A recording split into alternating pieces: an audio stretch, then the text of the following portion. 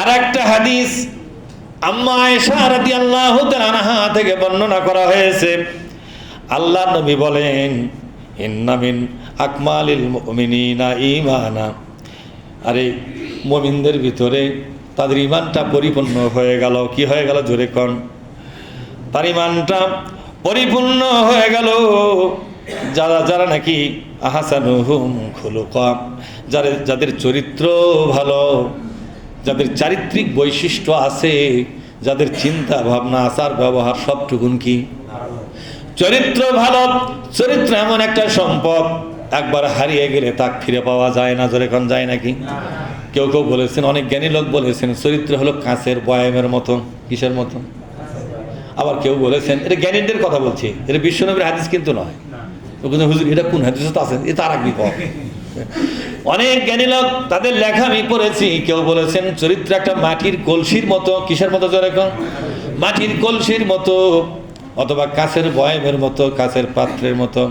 একবার ভেঙে গেলে এটা কিন্তু সহজে আর জোড়া লাগে না। লাগে নাকি? জোরে কোন। কিন্তু কোরআন শরীফ আসছে, কি আসছে? قل يا عبادي الذين اسرفوا على انفسهم, আমার বান্দারে যদি কোনো অন্যায় হয়ে যায়, ভুল হয়ে যায়, তুমি নষ্ট হয়ে গেছো, পাপী হয়ে গেছো, এমত অবস্থায় যদি তোমার ভুলটা বুঝতে পেরে আমার কাছে ফিরে আসতে চাও, আমার কাছে ফিরে আসার জন্য আমি তোমার জন্য দরজাটা খুলে রেখেছি। লা তাকনাতু মির রাহমাতিল্লাহ, আমার করুণা রহমত থেকে নিরাশ হয়ো না। ইন্নাল্লাহ, বলেন ইন্নাল্লাহ ইয়াগফিরুজ যুনুবা জামিআ, জীবনের সমস্ত গুনাহ ক্ষমা করার জন্য আমি আল্লাহ বান্দার জন্য প্রস্তুতি নিয়ে আসি। বান্দার তওবা করে ফিরে আসতে দেরি হবে রে বান্দা, তোমার জীবনের গুনাহ ক্ষমা করে দিতে আমার দেরি হবে না। সাহাবারা বললেন, ইয়া রাসূলুল্লাহ আমাদের বুঝায় দেন, আমরা তো অতীতে বহু গুনাহ করেছি। নবীজি বললেন, বান্দা যদি জমিনের সমান গুনাহ নিয়ে হাজির হয়ে যায়, আল্লাহ পাক আকাশের সমান দয়া মায়া মমতা ক্ষমা নিয়ে তার সামনে হাজির হবে।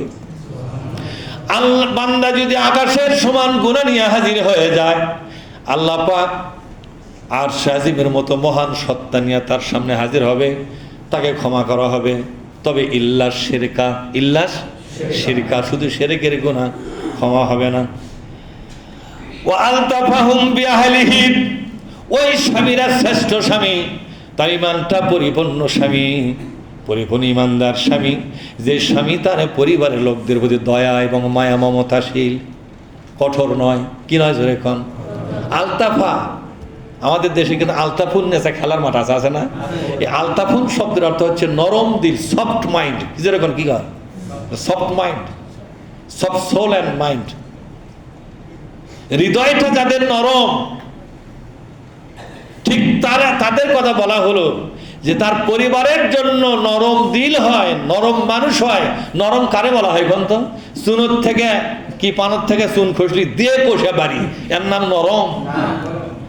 এর নাম নরম। মায়ের খাওয়ার মতো অপরাধ করেছে, তাও হাসি মুখে কবুল করেছে, মেনে নিয়েছে। আমার কথা বোঝেননি? আমারই পরিবারে মাঝে মধ্যে বয়াম ভাঙে, কি করে না করে, আমি বললাম না হয় না ভাঙে, ওই একলাই পেঁচাল কাটতেছে। আমি বললাম না ভাঙে, আমার কি মনে সমস্যা কি, তুই তো ইচ্ছা করে ভাঙবো নি, কোন সম্পর্ক ভালো হবে না খারাপ হবে? আর যদি কেন এত টাকার বয়াম ভাঙলু, তার মানে আপনি লেগে গেলেন গন্ডগোল। এই মেয়েটা কবে যে এতদিন সারাদিন পরিশ্রম করি, ভুলে তারা বয়াম ভাঙলো, গিলাস ভাঙলো, প্লেট ভাঙলো, তারই অপরাধে আমার ক্ষমা হচ্ছে না।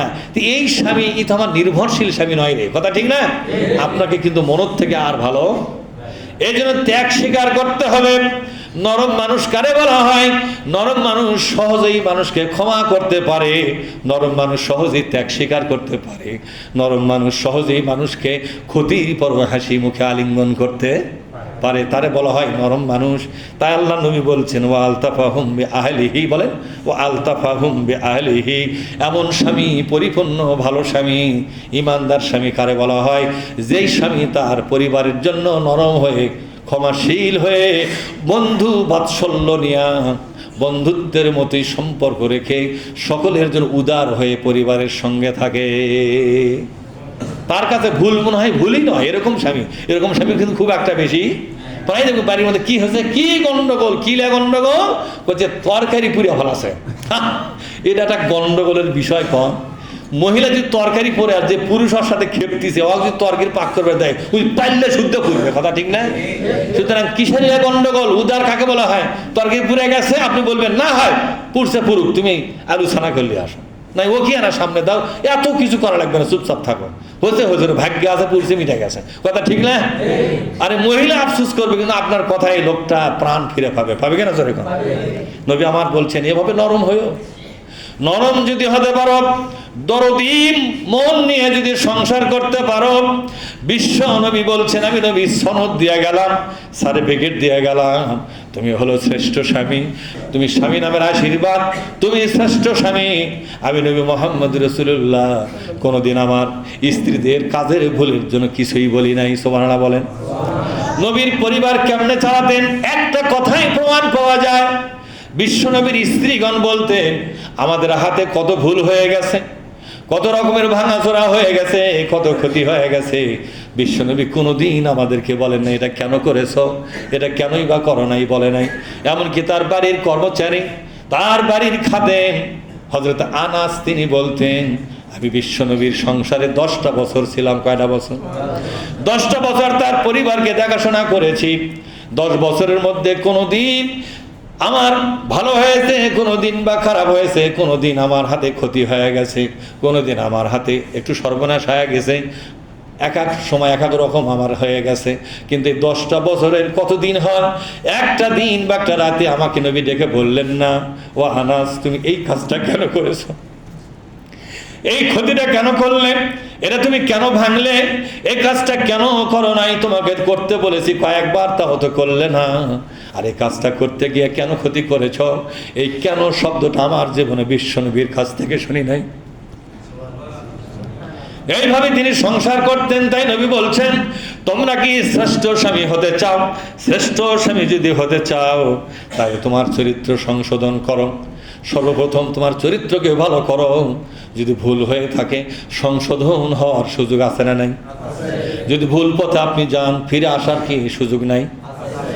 আল্লাহ পাক বলছেন, তুবু ইলাল্লাহি তাওবাতান নাসুহা, তুমি ফিরে আসো, সুন্দরভাবে ফিরে আসো। তোমার ফিরে আসার দরজা খোলা না বন্ধ?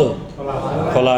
শুধু তাই নয়, আর পরিবারের জন্য ওয়ালতাফাহুম বিআহলিহি, বলেন ওয়ালতাফাহুম বিআহলিহি। হাদিসটা এসেছে তিরমিজি শরীফ থেকে। কোন জায়গা থেকে? সহিহ হাদিস, তিরমিজি শরীফের, রাওয়াহু তিরমিজি।